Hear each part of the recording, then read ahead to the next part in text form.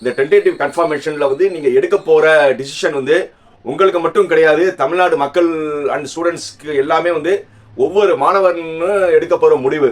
இருக்கிற ஸ்டூடெண்ட்ஸு எல்லா கம்யூனிட்டிலையும் நம்மளுக்கு ஒரு நல்ல காலேஜ் கிடைச்சிடாதான்னு ரொம்ப ஏங்கிட்டு கவர்மெண்ட்டில் முதல் பட்டதாரி சலுகையோட நம்மளுக்கு வந்து எப்படியாவது வந்து இன்ஜினியரிங் படிக்கணும் கனவோட இருக்காங்க. இதே இடத்துல இன்னொரு செட் ஆஃப் பீப்புள், அதாவது ஆல்மோஸ்ட் மேனேஜ்மெண்ட்டுக்கு போனவங்க, அதாவது சிபிஎஸ்சி ஐசிஎஸ்சி மெட்ரிகுலேஷனில் பண்ணி கொஞ்சம் மார்க் கம்மியான 143 லாஸ்ட் மார்க் இருக்கிறவங்க வந்து ஆல்மோஸ்ட் அவங்க வந்து என்ன செஞ்சுட்டாங்க, ஒரு மேனேஜ்மெண்ட் சீட்டு எடுத்துட்டாங்க.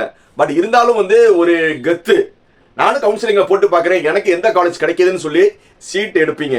சீட்டு எடுத்துட்டு கண்டிப்பாக வந்து நீங்கள் நினச்ச காலேஜ் வந்திருக்க வாய்ப்பே கிடையாது. ஏன்னா நீங்கள் 143க்கு மேலே இருக்கிற காலேஜ் தான் கனவுல இருந்திருப்பீங்க, உங்களுக்கு அந்த காலேஜ் கிடைக்காது.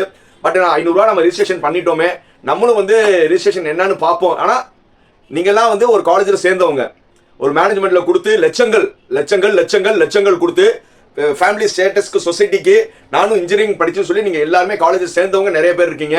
பட் அவங்க வந்து இப்போ டென்டேட்டிவ்ல வந்து என்ன செய்வாங்கன்னா வேணும்னே அக்செப்ட் பண்ணி ஜாயின், இல்லாட்டினா வந்து ஏதாவது வந்து நீங்கள் ஒரு ஆப்ஷன் சூஸ் பண்ணுவீங்க, பண்ணிட்டு நீங்கள் என்ன செய்ய மாட்டீங்க, காலேஜ் போகணும்னு நினைப்பீங்க. அதனால நான் என்ன சொல்கிறேன்னா, இல்லை சார் நான் காலேஜ் போகலை, நான் வந்து சப்போஸ் வந்து அவங்க டிக்ளைன் அண்ட் அப்போர்ட் கொடுத்துட்டு 7 நாள் கழிச்சு உங்களுக்கு இது வந்துருச்சுன்னா என்ன செய்வீங்க, அண்ட் அக்செப்ட் பண்ண அப்போர்ட் கொடுத்துட்டு ஒரு காலேஜ் வந்த பிறகு திருப்பி போய் நீங்கள் சேரலட்டா என்ன ஆகும்?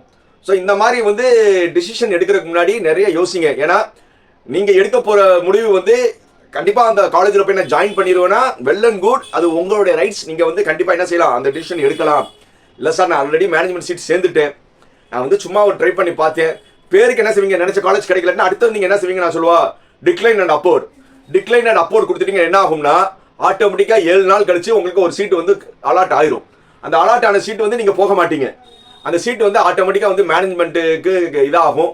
அதுக்கு நீங்கள் வந்து பெருந்தன்மையாக நான் தான் மேனேஜ்மெண்ட்டில் சீட் எடுத்துட்டேன், காலேஜ் எடுத்துட்டேன், நீங்கள் எந்த ஆப்ஷன் நீங்கள் பண்ணாமல் விட்டாவே நீங்கள் வந்து உங்கள் சீட் வந்து என்ன ஆயிரும், அக்செப்ட் பண்ண அப்போர்ட் கொடுத்தவங்களுக்கு வந்துடும். ஸோ அதனால என்னுடைய ஹம்பிள் ரிக்வெஸ்ட் வந்து நீங்கள் டிசிஷன் எடுக்கிறது ரொம்ப கேர்ஃபுல்லாக எடுங்க. அதாவது நான் காலேஜ் ஜாயின் பண்ணிடுவேன் ஏன்னா நீங்கள் எந்த ஆப்ஷன் சூஸ் பண்ணுங்க.